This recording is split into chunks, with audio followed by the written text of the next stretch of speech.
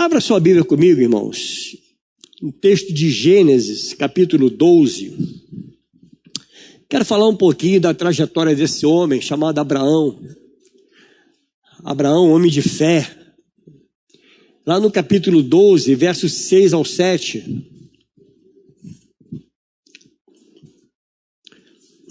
Isso. Aí, é bom escutar barulho de Bíblia, olha que maravilha. Versos 6 e 7 vai dizer assim: Abraão atravessou a terra de Siquém até o carvalho de Moré. Nesse tempo os cananeus habitavam essa terra.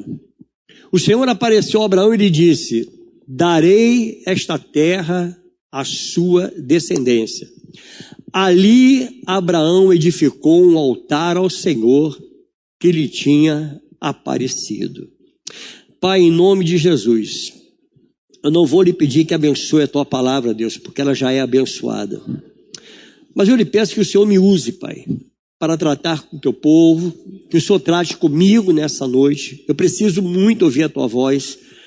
Senhor, muito obrigado, Senhor, porque o Senhor sempre tem algo a falar conosco. Não permita que eu venha atrapalhar essa ministração, mas que eu também seja abençoado e que eu possa ser um canal de bênção para abençoar os meus irmãos. Assim eu oro já te agradecendo pela leitura da tua palavra, te dando total liberdade, Espírito Santo. E não damos liberdade a nenhum outro espírito ousar sequer se manifestar aqui, porque esse lugar é santo, é consagrado ao Senhor. Somente a ti daremos toda a nossa atenção agora e a total liberdade para que o Senhor trate conosco. Assim eu oro, já te agradecendo por tudo em nome de Jesus. Amém. Irmãos, eu pensei nesse tema, construa altares. Eu quero me basear um pouco na história desse homem, porque poucos tiveram uma trajetória tão poderosa como Abraão. Tanto é que ele é chamado de pai da fé. A trajetória desse homem foi uma trajetória tremenda, e foi através de Abraão que nasce aí a nação de Israel. E foi dessa raiz que veio o Salvador. Dessa raiz. Olha o quanto esse homem, ele é importante para nós e como nós temos que aprender com ele. Ele foi um patriarca, um homem, irmãos, de profunda intimidade com Deus. Se você ler toda a história de Abraão, a trajetória da vida dele, você vai ver o quanto esse homem era íntimo de Deus, o quanto ele tinha intimidade com o Senhor, o nosso pai da fé, como a palavra chama ele de pai da fé, um homem próspero. Olha quantas coisas nós temos para aprender. Um homem que tinha uma vida consagrada a Deus, uma vida consagrada ao Senhor, totalmente dedicada. E a vida desse homem, irmãos, ela é uma vida extraordinária, uma vida marcada por consagrações. E nós tivemos uma consagração no domingo passado e fomos muito felizes na consagração. Eu louvo a Deus por isso. E é necessário que haja consagração na nossa vida, uma vida dedicada ao Senhor. E a vida desse homem, irmãos, é uma vida que nos dá algumas lições, principalmente acerca dos altares que Abraão levanta. E nós precisamos nessa noite aprender, pelo menos eu destaquei pelo menos 4 altares, para a gente estar pensando um pouquinho na história da vida desse pai da fé, esse homem no qual eu quando leio a história dele, eu digo: Senhor, será que eu teria coragem, a coragem desse homem? Você teria coragem, irmão, de largar tudo, deixar tudo para trás, ir para uma terra que você nunca ouviu falar na tua vida? Você largar seus negócios aqui, largar a sua parentela? Você teria coragem de fazer isso? Mas pastor, para onde eu vou? Quanto eu vou ganhar? Primeira pergunta que você faria. Imagina nós levarmos você no gabinete e falar exatamente isso: irmão, você está sendo chamado por Deus, não é pelo pastor Paulo, pastor Manuel ou pastor Maurício, não. Deus está lhe convocando para você ir para uma terra que você nunca ouviu falar. Eu não tenho a mínima ideia de onde é. Isso é pior ainda, pastor. Olha, eu não sei nem para onde é, mas eu sei que Deus está te chamando. Mas tem um pequeno detalhe, você vai largar tudo aqui, vai deixar tudo para trás. Esse homem fez isso. Esse homem fez, porque era um homem de fé, era um homem no qual ele nos dá lições. Enquanto ele edifica altares, querido, algo acontece no caráter dele. O caráter de Abraão vai sendo moldado. A nossa vida, ela tem que ser uma vida assim, uma vida moldada pela palavra, uma vida transformada pela palavra. Nós vamos sendo transformados de palavra em palavra. Eu não consigo entender, eu vou ao culto, eu vou à igreja, mas a palavra eu não sei nem quem pregou, não sei o que pregou, não sei aonde foi lido. Irmãos, a palavra, ela tem uma extrema necessidade na nossa vida. A palavra, ela tem que ter a prioridade na vida. Na vida da igreja é a palavra. Porque nós estamos aqui por causa da palavra. Não é por causa da beleza da igreja, ou por causa do ar-condicionado, ou dos pastores, não, é pela palavra que um dia foi ministrada ao teu coração, e houve uma transformação na tua vida, e nós vamos crescendo, nos alimentando a cada dia da palavra. Olha o que diz o salmista no Salmo 84, no verso 5 ao 7, vai dizer: bem-aventurado é aquele cuja força está em ti, em cujo coração se encontram os caminhos aplanados. Quando passa pelo vale árido, faz dele um manancial, de bênção o cobre a primeira chuva. Vão indo de quê? De força em força. É assim que nós vamos indo de força em força. Cada um deles aparece diante de Deus em Sião. 2 Coríntios capítulo 3, verso 18, Paulo deixa para nós escrito o seguinte: e todos nós, com o rosto descoberto, contemplando a glória do Senhor, somos transformados de quê? De glória em glória. Somos transformados. A transformação, ela é cotidiana, ela é todos os dias. É dia de transformação, é dia de mudança. Ele deixa isso registrado, é de glória em glória, na sua própria imagem, como pelo Senhor, que é o Espírito. 1 João 3,16 vai dizer: nisso conhecemos o amor, que Cristo deu a sua vida por nós, portanto, também nós devemos dar a nossa vida pelos irmãos. Então nós somos transformados para isso, para doar, para ser doadores de vida, geradores de vida. Olha a importância, irmãos, de nós termos uma vida consagrada a Deus. Faça da sua vida, amado, uma vida de consagração. Faça da sua vida uma vida de altares ao Senhor. Aprenda a levantar altares para o Senhor. E eu quero nessa noite te propor, amada igreja, a pelo menos levantar 4 altares na tua vida. 4 altares. Abraão, ele ouviu a voz de Deus, ele cumpriu exatamente a ordem que foi dada. Se nós voltarmos um pouco mais, lá mesmo nesse livro de Gênesis, no capítulo 12, verso 1 e 3, ele vai dizer assim: o Senhor disse a Abraão: sai da tua terra, da tua parentela e da casa de seu pai, e vá para a terra que eu lhe mostrarei. Olha, eu vou te mostrar, ou seja, o que vai acontecer no meio do caminho, não sei, mas você vai para uma terra que eu vou mostrar para você. É a proposta. Farei de você uma grande nação, e abençoarei e engrandecerei o seu nome. Seja uma bênção. Abençoarei aqueles que eu abençoar e amaldiçoarei aquele que eu amaldiçoar. Em você serão benditas todas as famílias da terra. Depois de ouvir essa palavra, querido, Abraão tomou uma decisão. Qual foi a decisão que Abraão tomou? Eu vou cumprir a ordem de Deus. Eu vou fazer exatamente o que Deus me mandou. Como é importante, querido, nós sermos sensíveis à voz de Deus. Como é importante você ouvir uma palavra vinda do Senhor e você colocar sua vida diante dele e dizer: Senhor, eu quero me consertar. Eu quero consertar a minha vida, eu quero uma nova trajetória. Eu quero mudar, Senhor, eu quero virar a chave da minha vida. Eu não quero mais essa vida que eu tenho. Eu não quero mais. Eu quero uma vida diferente, eu quero uma vida de mais intimidade com o Senhor, estar mais íntimo de Ti. Como é importante isso, a gente cada dia mais ir caminhando na direção ao alvo, porém crescendo e amadurecendo todos os dias. Sabe, querido, você pode amanhã ser 1% melhor do que você foi hoje. Você sabia disso, irmão? Você sabe que depois de amanhã você pode ser mais 1%. Você sabe que todos os dias, estou falando 1%, é o mínimo. Nós podemos melhorar a cada dia. Então, depois de ouvir essa palavra, ele toma uma decisão.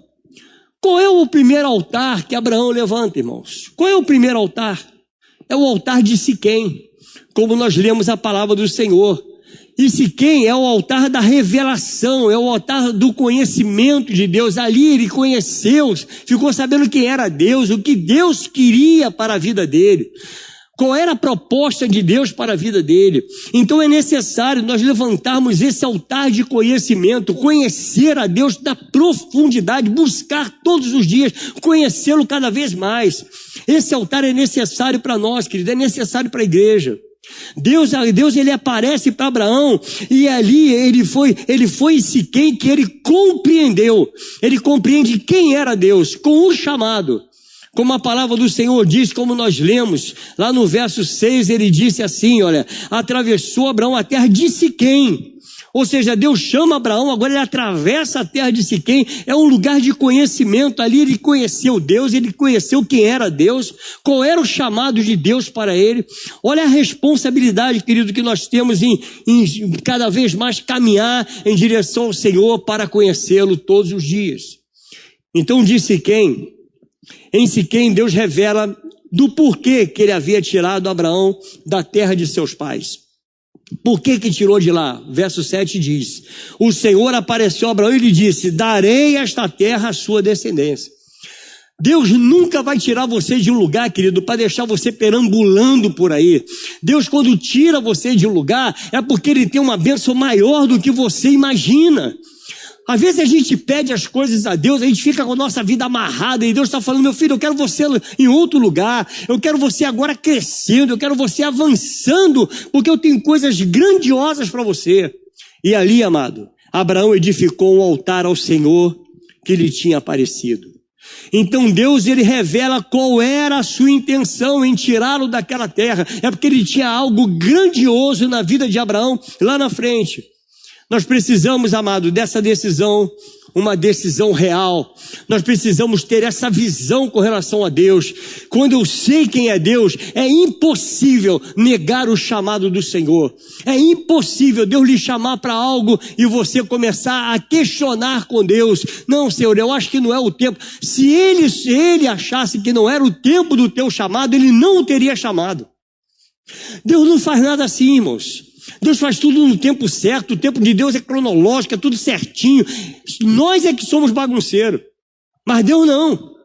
Deus, ele tem as coisas organizadas. Tudo dele é muito organizado, irmãos. Pensa bem, é necessário saber quem é Deus e o que ele tem para cada um de nós. O apóstolo João, ele viu Jesus, ele viu o Senhor, ele tocou em Jesus. E ele diz que Deus é amor. Por que ele diz que Deus é amor? Porque ele viu. Ele tinha conhecimento de quem era Deus. É impossível negar quem ele é quando você o conhece. É impossível negar. João, ele viu Jesus orando no Getsêmani. Ele viu Jesus na cruz e ele constatou que ele era Deus. Ele era Deus. Está registrado na palavra. Capítulo 1 de João, ele diz, no princípio era o verbo estava com Deus, e o verbo era Deus. Era Deus com D maiúsculo, não é um deusinho qualquer. Ele é o alfa, ele é o ômega. Isso tudo foi constatado porque eu vi. Eu sei quem ele é. Eu tenho intimidade com ele. Eu tenho intimidade com o Senhor. Eu sei exatamente até onde eu posso ir. Eu sei até onde Deus pode ir comigo. Deus pode ir com você, querido, em lugares inimagináveis, onde você nem imagina, o Senhor pode chegar com você. Deus pode fazer algo na sua vida, querido, que você não tem nem ideia do que Ele poderá fazer, mas grandes coisas o Senhor ainda tem para cada um aqui. Eu creio nisso.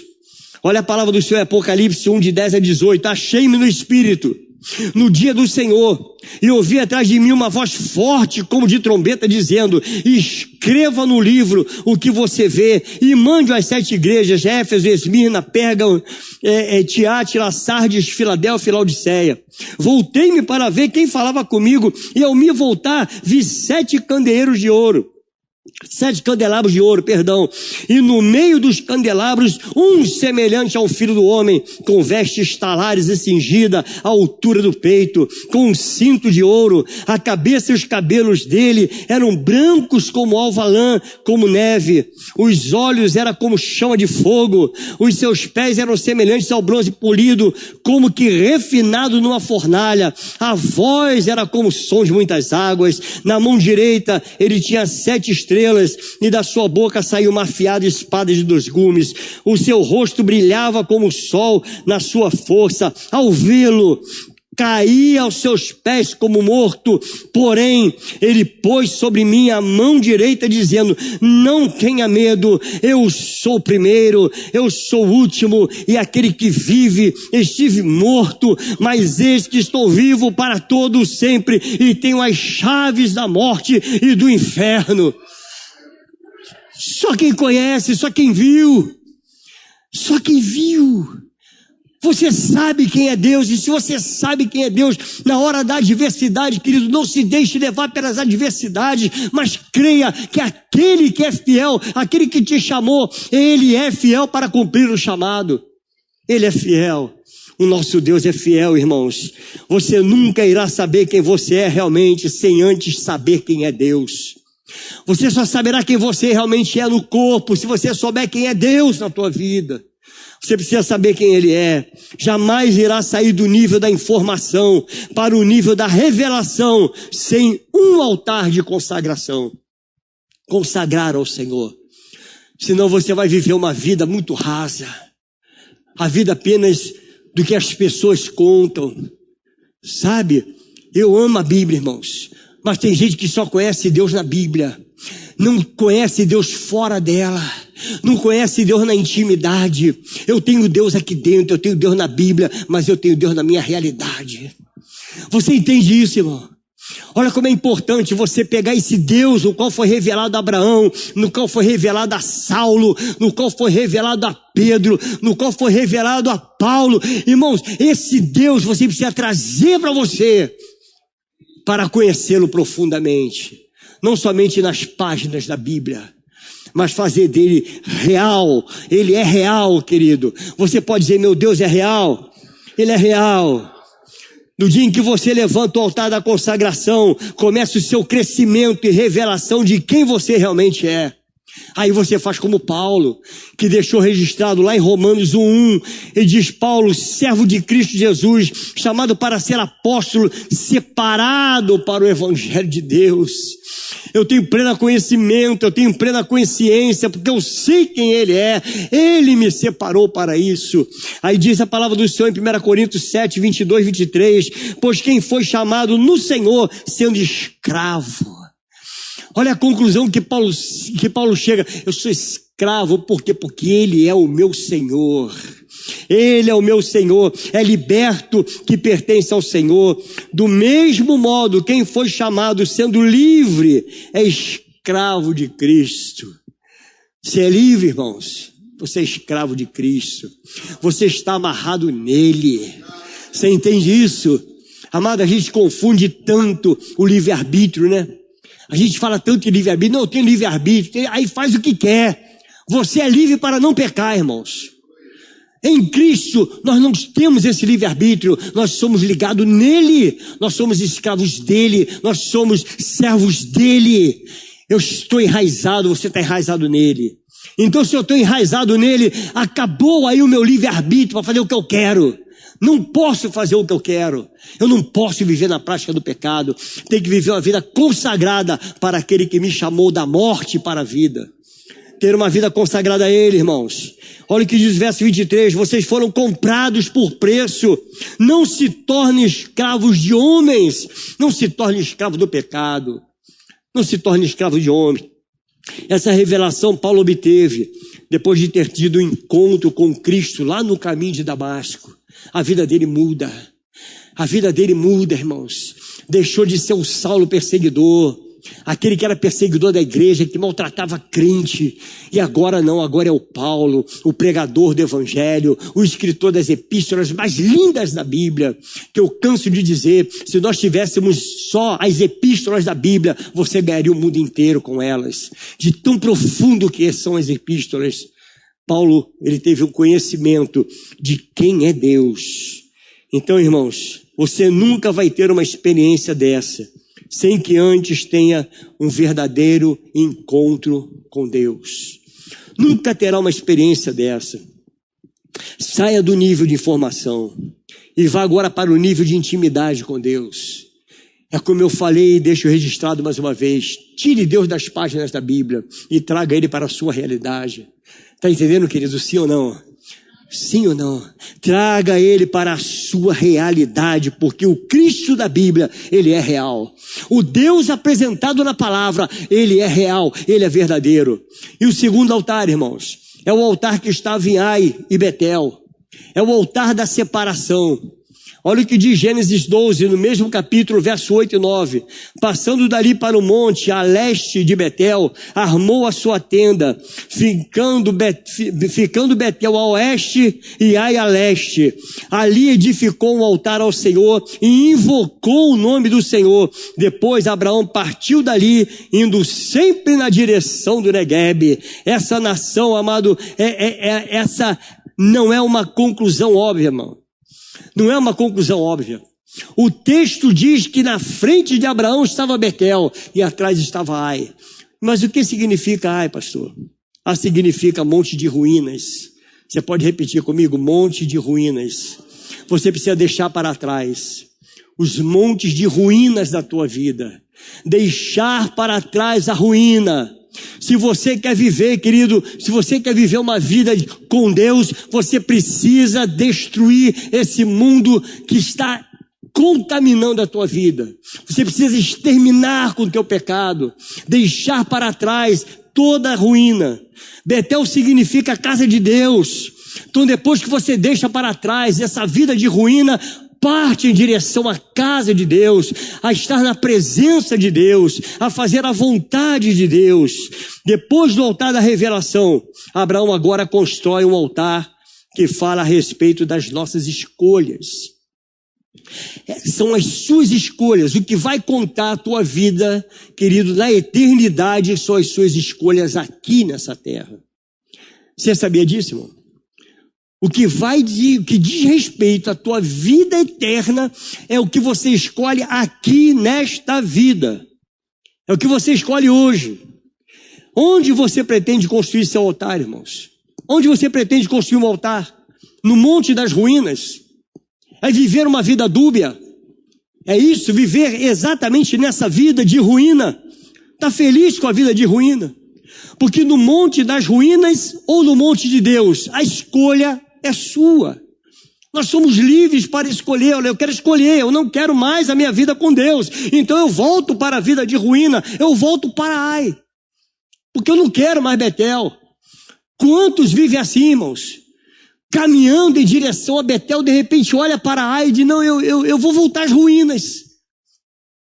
Eu quero a minha vida que estava lá atrás. Eu vou retomar a minha vida. Você sabe que eu já ouvi crente dizendo isso? Pastor, eu não aguento mais, eu quero retomar a minha vida. Que vida, irmãos? A Bíblia diz que aqueles que não estão em Cristo, que estão fora de Cristo, estão mortos nos delitos e pecados. Que vida que tem um morto? Que vida tem um pecador? Qual vida de pecado? Pecado gera morte, querido. Betel é o caminho de Deus. É o caminho que Deus preparou para você. Não podemos ter a nossa vida dividida, irmãos. Em uma vida de ruínas, com o pé no mundo, e a outra vida na casa de Deus. Nós não podemos ter uma vida dupla. Quantos têm vida dupla? Não, aos domingos eu estou na igreja, estou lá na igreja, eu tenho até cheiro de crente. Tenho Bíblia de crente. Eu falo até como crente. Até digo que está amarrado. Eu sou igual crente. Aí chega a segunda, terça e quarta, pronto, é a vida dúbia. Aí olha para a ruína. E volta para a ruína.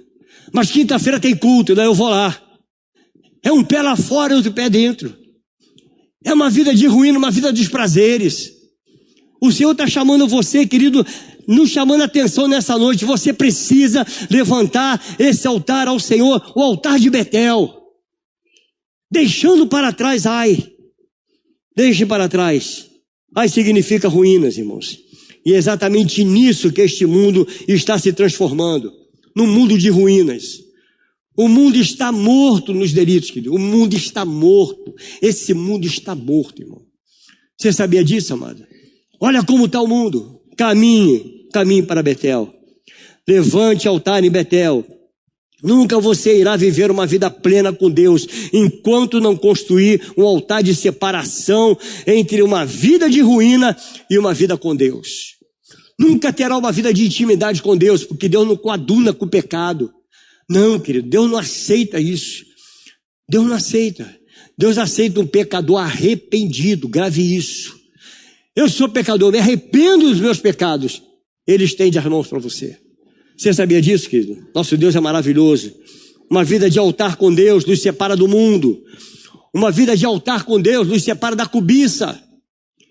Nos separa das orgias, irmãos.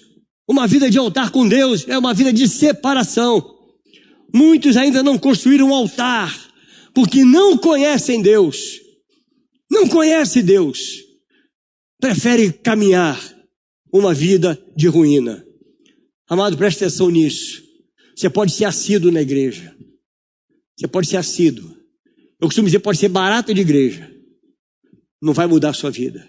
Se você não deixar para trás, Ai. Se você não deixar para trás uma vida de ruína, não adianta isso. Vida com Deus é uma vida muito mais profunda do que simplesmente frequentar um culto. Do que simplesmente entregar o dízimo, irmãos. Você sabia que tem muita gente que não é da igreja, que é dizimista da igreja, sim ou não? Você sabia disso não, irmão? Muita gente. Não tenho nada a ver com a igreja, mas eu dou meu dízimo. Eu sou dizimista, eu sou fiel no dízimo. Abraão constrói um altar a Deus.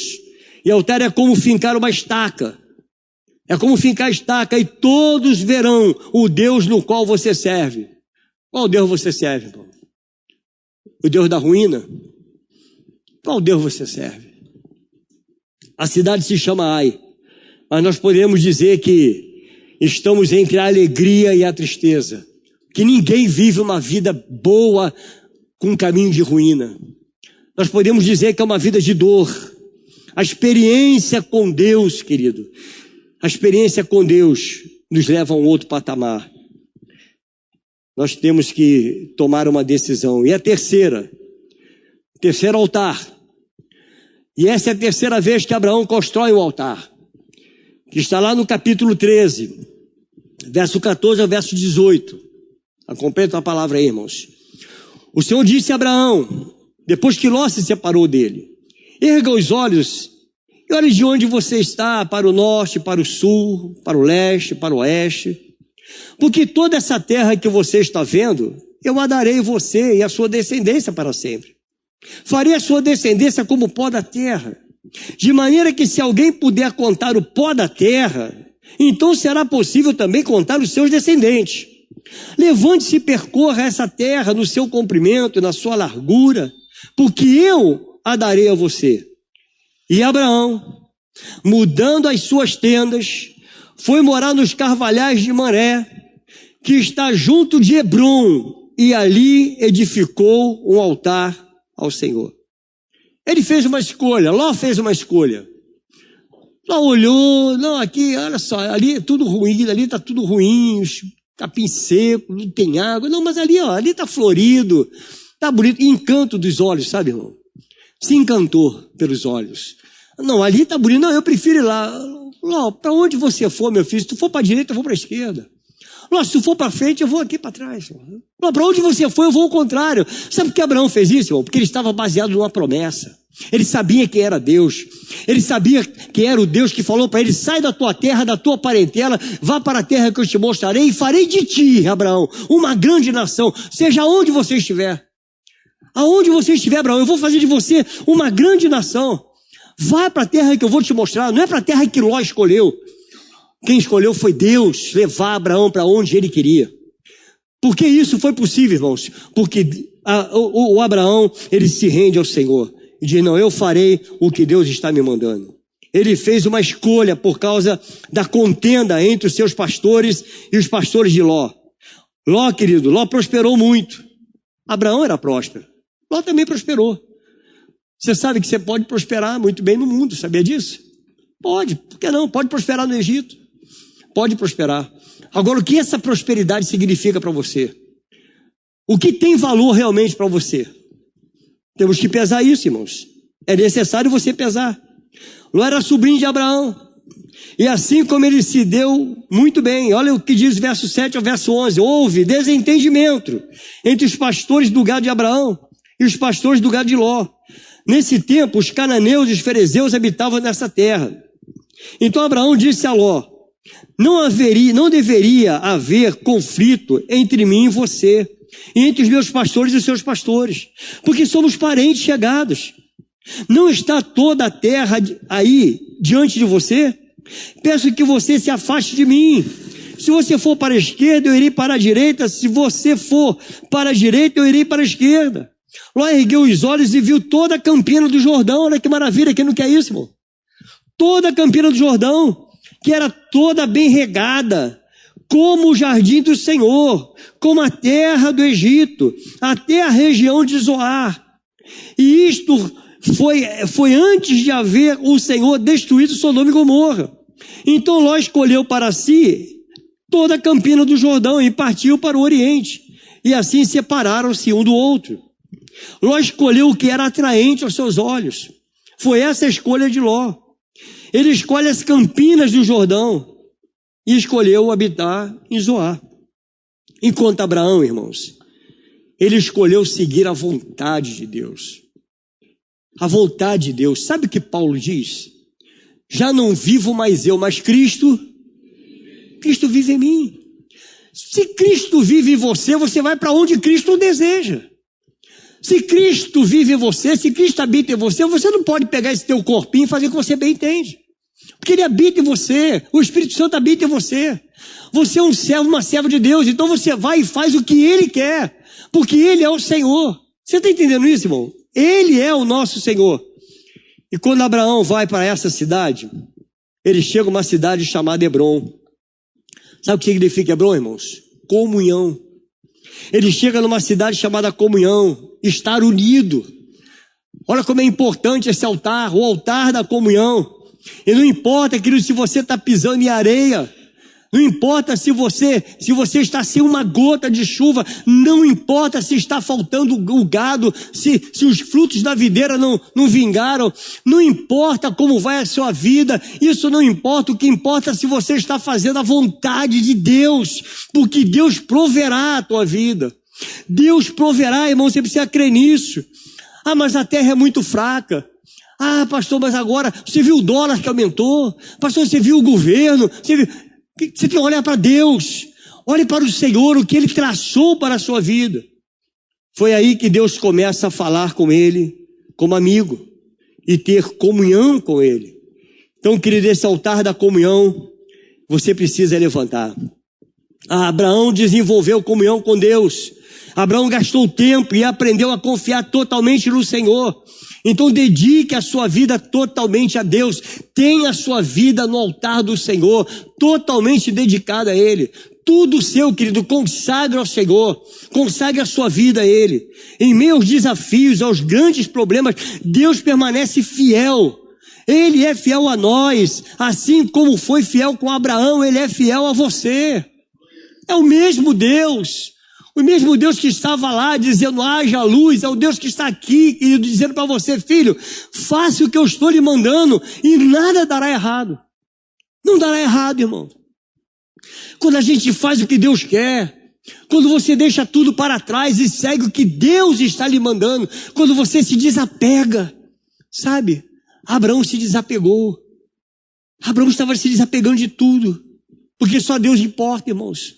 O que importa para nós é Jesus. Jesus é a nossa pérola mais preciosa. É o ouro mais puro que você tem em suas mãos. É Jesus. Não tem mais nada mais precioso. Não tem nada precioso na tua vida, varão, do que Jesus. Ele é o que importa para nós. Nossa vida não depende de governo. A nossa vida não depende do solo, não depende da sua posição social, não depende da sua conta bancária. A sua vida não depende disso, mas depende daquele que nos fortalece e está sempre presente nos momentos mais difíceis da tua vida. Ele se faz presente. Até no momento de dor, no momento da morte, irmãos, Ele está presente. Ele está te dando conforto nos momentos mais difíceis. Deus está ali com você. Então construa altar de comunhão com Deus em qualquer situação. Olhe para cima, irmãos, e estabeleça comunhão com Deus, intimidade com Deus, estabeleça isso. O quarto altar, o último altar que nós vamos ver nessa noite, é o mais importante. E jamais haverá um altar igual, querido. Jamais haverá um altar igual, e todos nós estamos indo em direção a esse altar. Mesmo sem notar, você está indo em direção a esse altar. Mas para ir a esse altar, você primeiro terá que construir o altar de Siquém. É o altar da revelação. Depois você constrói o altar de Betel. Entende? O altar da comunhão, deixando para trás as ruínas e se ligando a Betel. Também construa o altar da comunhão com Deus. Construa esse altar, o altar da intimidade. E assim Deus nos levará para esse quarto altar. O verdadeiro homem de Deus, querido, a mulher de Deus, não abre mão desse altar. Palavra do Senhor, capítulo 22. Teria que ler todo o capítulo, mas não vou ler, não terei tempo. Você conhece a história. Do verso 1 ao 12. Que diz a palavra: esse altar vai definir se você irá reinar com ele, ou viverá se arrastando, querido, ou se você vai viver uma vida fora da presença dele. Depois dessas coisas, Deus pôs Abraão à prova e lhe disse: Abraão, este lhe respondeu: eis-me aqui. Deus continuou: pegue o seu filho, seu único filho, Isaque, a quem você ama, e vá à terra de Moriá. Ali ofereçam em holocausto sobre um dos montes que eu lhe mostrar. Na manhã seguinte, Abraão levantou-se de madrugada e, tendo preparado o seu jumento, levou consigo 2 dos seus servos e Isaque, seu filho. Rachou lenha para o holocausto e foi para o lugar que Deus lhe havia indicado. No terceiro dia, Abraão ergueu os olhos e viu o lugar de longe. Então disse aos servos: esperem aqui com o jumento. Eu e o rapaz iremos até lá, e depois de termos adorado, voltaremos para junto de vocês. Abraão pegou a lenha do holocausto e o colocou sobre Isaque, seu filho. Ele, por sua vez, levava nas mãos o fogo e a faca. Assim, os dois caminhavam juntos. Isaque rompeu o silêncio e disse a Abraão, seu pai: meu pai, Abraão. Respondeu Abraão: eis-me aqui, meu filho. Isaque perguntou: eis aqui o fogo e a lenha, mas onde está o cordeiro para o holocausto? Abraão respondeu: olha o que é fé, irmãos. Olha o que é ter uma vida de conhecimento e saber quem realmente é Deus. Abraão respondeu: Deus proverá para si o cordeiro para o holocausto, meu filho. E os dois seguiram juntos. Chegaram ao lugar que Deus lhe havia indicado. Ali Abraão edificou um altar, arrumou a lenha sobre ele, amarrou Isaque, seu filho, e o deitou no altar em cima da lenha. E estendendo a mão, pegou a faca para sacrificar o seu filho, mas do céu, o anjo do Senhor o chamou: Abraão, Abraão. Ele respondeu: eis-me aqui. Então lhe disse: não estenda a mão sobre o menino, e não faça nada a ele, pois agora sei que você teme a Deus, porque não me negou o seu filho, o seu único filho. Isaque era o filho amado, querido. Isaque era o filho da promessa. Isaque era o filho amado, o filho da promessa de Abraão, no qual Deus lhe havia prometido. Esse filho era tão importante na vida de Abraão, querido, ao ponto de Deus colocar Abraão à prova e pedir a ele: me dá o seu filho, o seu único filho. Aquele filho tornou-se como se fosse uma idolatria de Abraão. Abraão tomou aquele garoto como para si, é meu filho, e Deus, olha, é o momento em que eu vou testar Abraão. Esse é o momento. Vou colocar sua fé em ação, Abraão. Abraão, me dê o seu filho, o seu único filho, o filho da promessa. E o verso 9 vai dizer, chegaram ao lugar que Deus lhe havia indicado. Ali Abraão edificou um altar, arrumou a lenha sobre ele, amarrou Isaque, seu filho, e o deitou no altar em cima da lenha.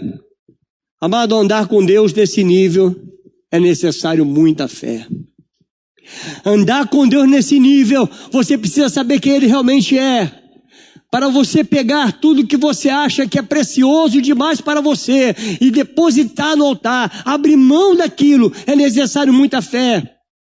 Por que muitos não abrem mão do mundo, querido? Porque idolatram o mundo, idolatram a vida que tem. Vai depender do que você abre mão. Pegar e colocar no altar do Senhor.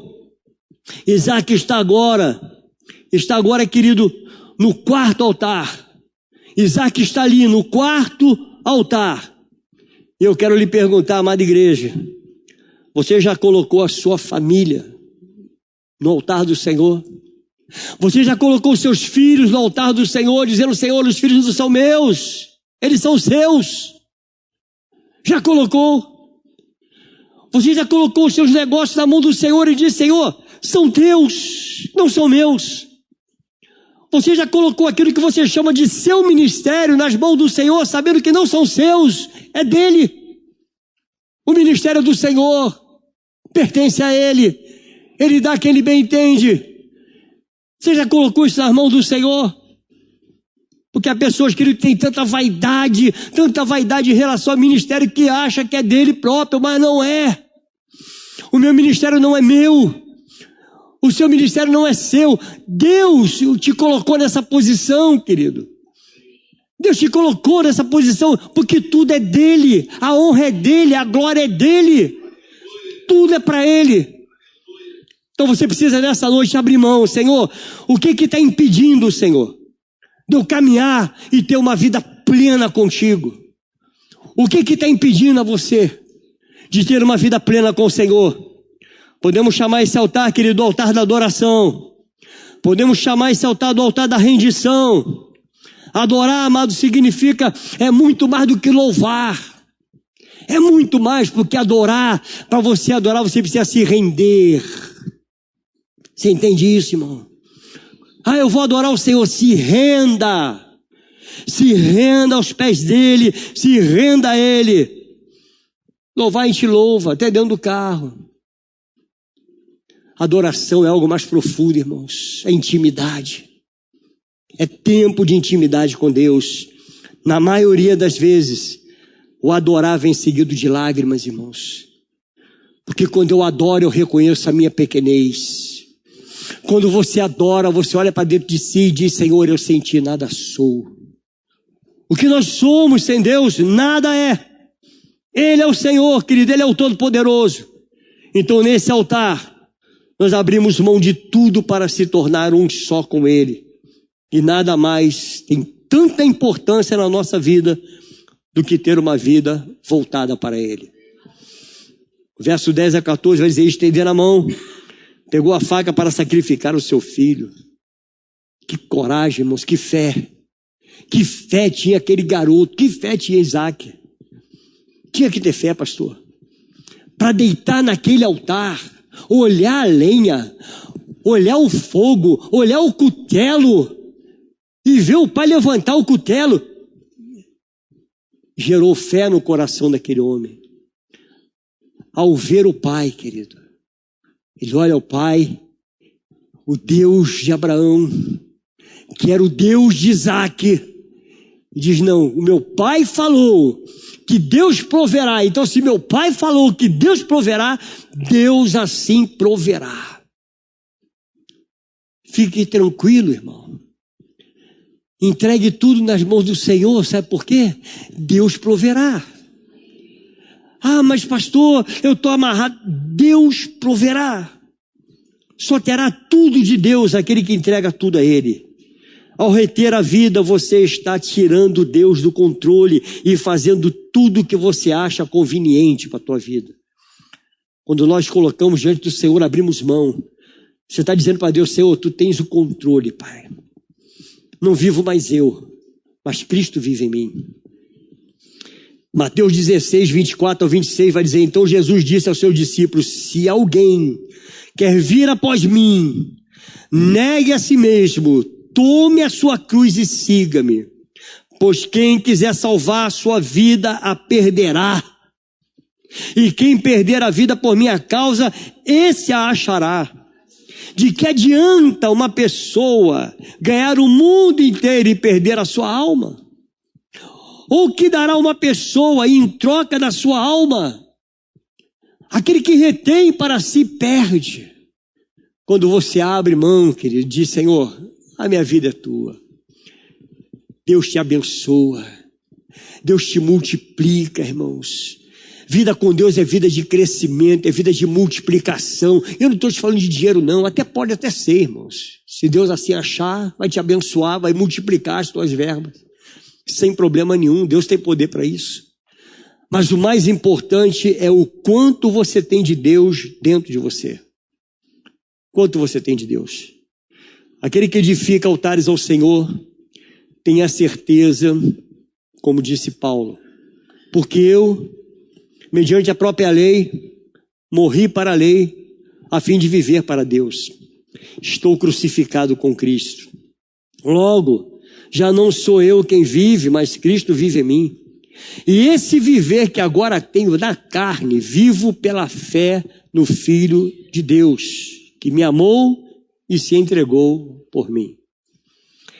É esse altar, é nesse altar aí, que nós matamos os nossos amores, que nós matamos a nossa idolatria. É nesse altar que nós depositamos tudo aquilo que nos causa escândalo.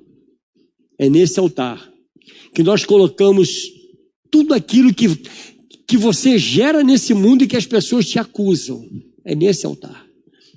É nesse altar que você abre mão do teu eu, da sua vida, para viver a vida que Deus tem para você. Amém, queridos? Então nós vamos adorar o Senhor. Nesse altar, Deus requer de nós entrega total, irmãos. Eu quero te convidar nessa noite a entregar tudo a Ele. Pastor, já entreguei a minha vida. Já entreguei os meus filhos quando nasceram, eu entreguei no altar. Será que você entregou tudo para o Senhor mesmo? Será que não tem alguma coisa ainda que você tem que entregar ao Senhor, querido? Algo que ainda está enraizado, que você não abre mão? Será que você quer entregar para o Senhor nessa noite? Eu quero te convidar, pastor, tem algo que eu quero entregar para Deus. Quero entregar. Se você quiser vir aqui à frente, pastor, é aqui na frente. Eu quero entregar no altar. Quero entregar algo que ainda me prende. Algo que não está me fazendo muito bem. Vem aqui à frente. Quero orar por você. Isso não faz muito bem, não. Isso está amarrando a minha vida. Não está me deixando crescer, não está me deixando conhecê-lo na profundidade, porque você quer conhecer Deus com o pecado, não dá. Não dá. Ou bem serve a Deus, ou bem serve ao mundo. Ou bem você está em Ai, na vida de ruína, ou você está com Betel, uma vida com Deus. Então, enquanto nós estamos louvando, você tem tempo de vir aqui à frente, eu vou estar orando por você. Mas vamos aproveitar um pouquinho para adorar o Senhor. Vamos adorar Ele em nome de Jesus, irmãos.